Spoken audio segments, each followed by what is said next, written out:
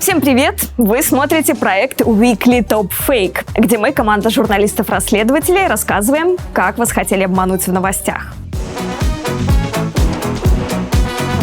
Начнем с 5-го места. Предсказатель Сидик Афган внесен ООН в список достояния человечества. В прошлых выпусках мы уже делали разоблачение об афганском предсказателе, популярном сегодня в России, потому что он якобы никогда не ошибается и сейчас предсказывает Украине поражение в войне. На Украине вы будете победить, это мой совет. Вы можете посмотреть этот выпуск тут. Ну а в одном из последних своих выступлений он говорит о землетрясении в Турции. Потому что это искусственное землетрясение. Искусственное? Да.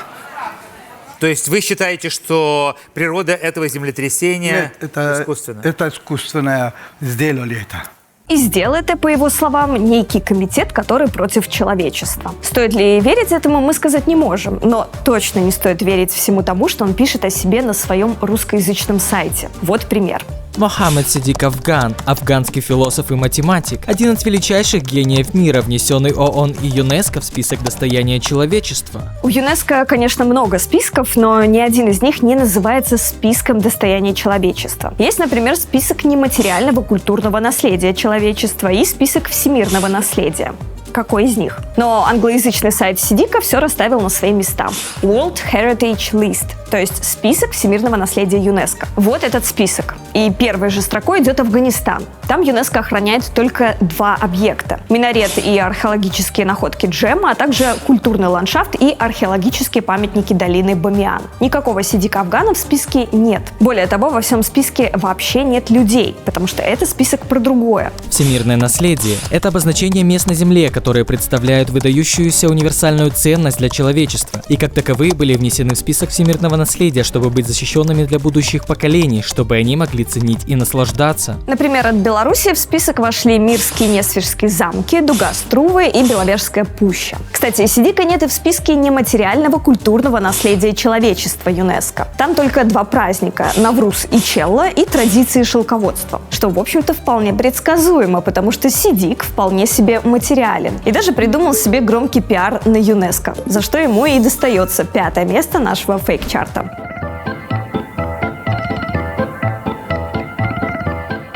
Друзья, если вам нравится то, что мы делаем, и вы хотите поддержать нашу работу, то присоединяйтесь к нам на Patreon или другими способами доната. Ищите все ссылки в описании под видео. Место номер 4. Вот как руководитель гостелеканала «Беларусь-1» Иван Эйсмонт в передаче «Клуб редакторов» высмеял главу Еврокомиссии Урсулу фон дер Ляйен. Подошлись все. Знаете, что на этой неделе фон дер Ляйен сказала? Я сейчас не найду. Знаете, что она сказала? Она говорит, скорее всего, Северный поток. Не Соединенные Штаты Америки взорвали. Неужели Почему? Норвегия? Потому что нет, говорит, я не знаю, чтобы Соединенные Штаты Америки когда-нибудь нарушали международное право. Это не могли сделать они, сказала она. Очевидный намек на Ирак, потому что перед этой цитатой гости передачи именно его и обсуждали. Ведь российские и белорусские госсми часто сравнивают нападение на Украину с территории России и Беларуси с нападением США на Ирак. Мол, почему американцам можно нарушать международное право и нападать на другие страны, а России нельзя? Мы проверили цитату, и оказалось, что Иван Эйсмонт попался на розыгрыш. Вот первоисточник этой новости. Сатирический телеграм-канал «А вот мой Яндекс.Кошелек». Версия причастности США к диверсиям на газопроводах кажется нам абсурдной. За все годы существования Америки не было установлено и подтверждено ни одного факта нарушения международного права или действий вне рамок международного законодательства. Безупречная репутация американского государства позволяет нам не рассматривать эту версию. Председатель Еврокомиссии Урсула фон дер Ляйен. К тому моменту, когда записывали «Клуб редакторов», этот телеграм-канал уже вовсю смеялся над теми, кто перепостил его фейк. Но нашлись и такие, кто опроверг новость. Ирония ситуации заключалась в том, что говорил Эйсмонт об этом как раз тогда, когда гости его студии обсуждали, какое доверчивое западное общество и автоматически верит всему тому, что ему рассказывают, без какой-либо критической рефлексии. Стоит показать какую-то пробирку на заседании ООН, потрясти непонятным белым порошком, и все без какой-либо вообще критической рефлексии говорят: «Ой, Ирак». Похоже, что и Иван Эйсмонт тоже оказался доверчивым. За это мы ему отдаем 4-е место топ-фейка. А что касается сути их разговора, то действительно после вторжения США в Ирак специальная комиссия не выявила было там запасов оружия массового уничтожения, о которых говорили американские чиновники накануне войны. Но существенная деталь состоит в том, что США признали свою ошибку. Аналогичных заявлений от кремлевских официальных лиц относительно массового возрождения в Украине нацизма мы не нашли.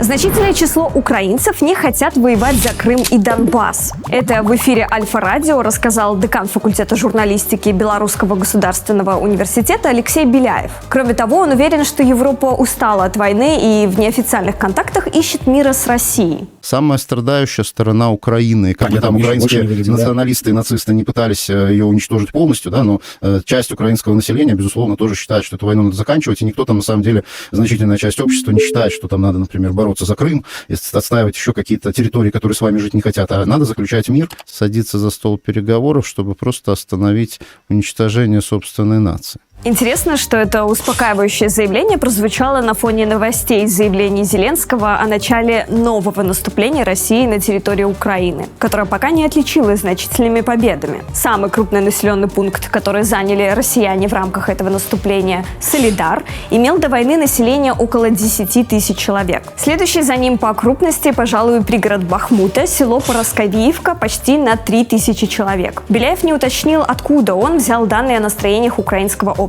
И сами мы в открытых источниках таких данных не нашли, поэтому решили узнать это у него лично.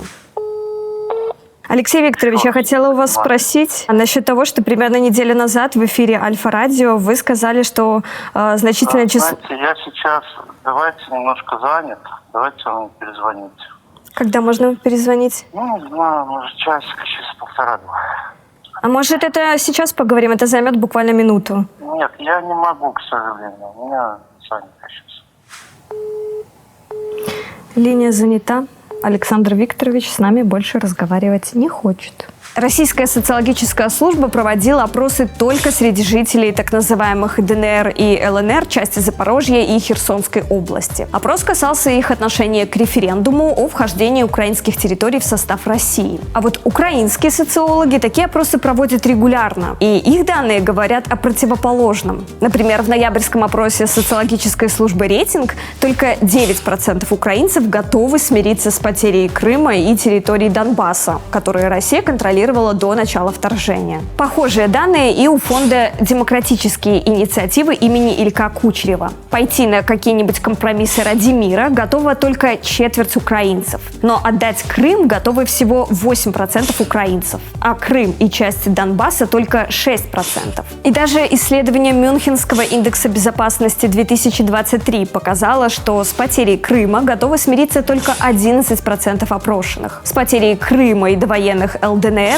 только 7%. То есть по разным опросам результат получается примерно одинаков. Доля украинцев, которые готовы смириться хотя бы с территориальными потерями, которые были до полномасштабного вторжения, варьируется в районе 1/10 населения. А насчет тайной дипломатии, мол, что некоторые европейцы лоббируют мир на нынешних позициях, этого мы не знаем. На то она и тайная дипломатия. Ну а декан факультета журналистики БГУ за бездоказательное заявление о настроениях украинцев получает 3-е место в Weekly Top Фейка.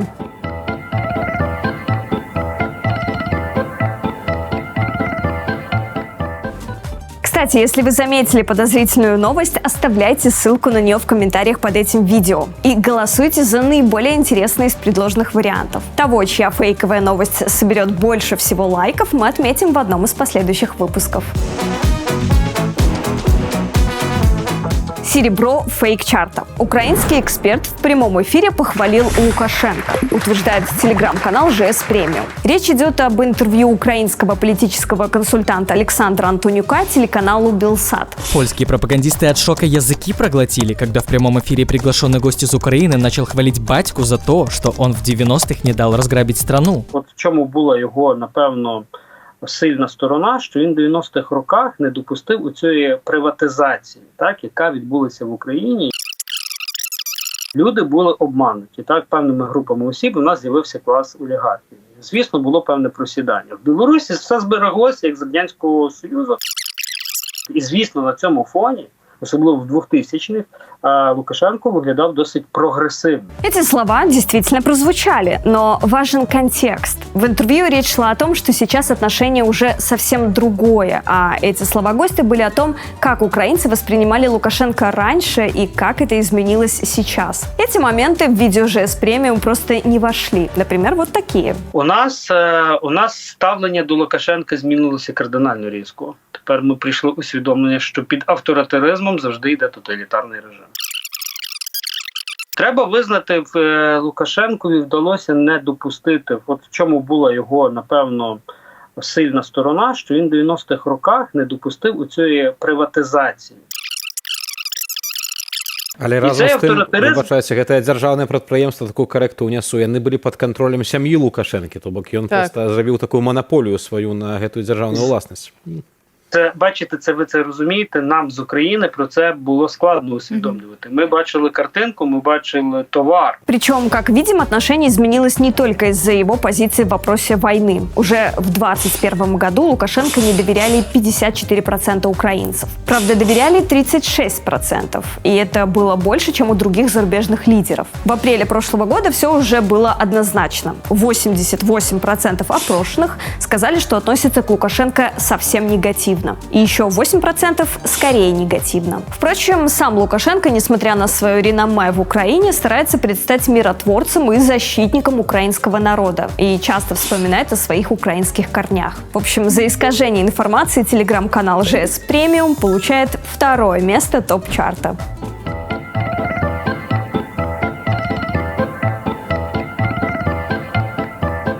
Если вам нравится наш выпуск, то делитесь им со своими знакомыми и ставьте лайки под видео. Это помогает узнать правду большему количеству людей. Лидер топ-фейка. И опять о Польше. Премьер-министр Италии Джорджа Мелони заявила, что Польша хочет напасть на Украину. Информацию опубликовали несколько белорусских телеграм-каналов. Мирбай, ЖС Премиум, Земля наша. Вот что, к примеру, написал последний из них. Премьер-министр Италии Джорджа Мелони. Поражение Украины будет предпосылками для вторжения других европейских стран. Очень откровенно намек на то, что Польша спит и видит, как бы отгрызть себе Западную Украину. Фактически итальянская премьерша подтвердила слова Александра Лукашенко, который неоднократно говорил об этом ранее. А теперь мы объясним, откуда тут растут ноги. Все они перепечатали новость телеграм-канала «Пул номер 3». Это канал спецкора отдела политики газеты «Комсомольская правда» и журналиста кремлевского пула Дмитрия Смирнова. И вот он выложил видео с речью Джорджа Мелони в Киеве с синхронным переводом на украинский язык. А внизу пустил титры перевода с украинского на русский. И в итоге получилось вот что. Жодний мир, який би передбачав капітуляцію українців, не може вважатися миром. Поразка України не була б передумовами для вторгнення в інші європейські країни. То же самое написано и в текстовой версии речи Мелони, которая размещена на официальном сайте итальянского правительства. То есть Мелони тут говорит, что если падет Украина, то могут напасть и на нас, европейцев, а не то, что мы тогда нападем. Может, ошибка перевода, а может, надеялись, что россияне не понимают по-украински. В общем, журналисты сделали из этого целую новость, которую подхватили белорусские телеграм-каналы, которые, в принципе, украинские должны понимать, потому что он очень похож на белорусский. За что все они оказались на 1-м месте рейтинга неправды.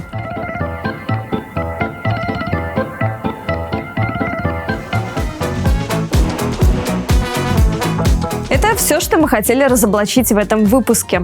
Спасибо, что были с нами до конца. Спасибо, что ставите лайки, делитесь ссылками с друзьями и что поддерживаете правду донатами, подписавшись на нас на Patreon или с помощью функции «Супер спасибо» на YouTube. А если вы только хотите это сделать, то все ссылки для этого вы найдете внизу под видео. А я, Алена Чернявская, прощаюсь с вами. До следующей недели.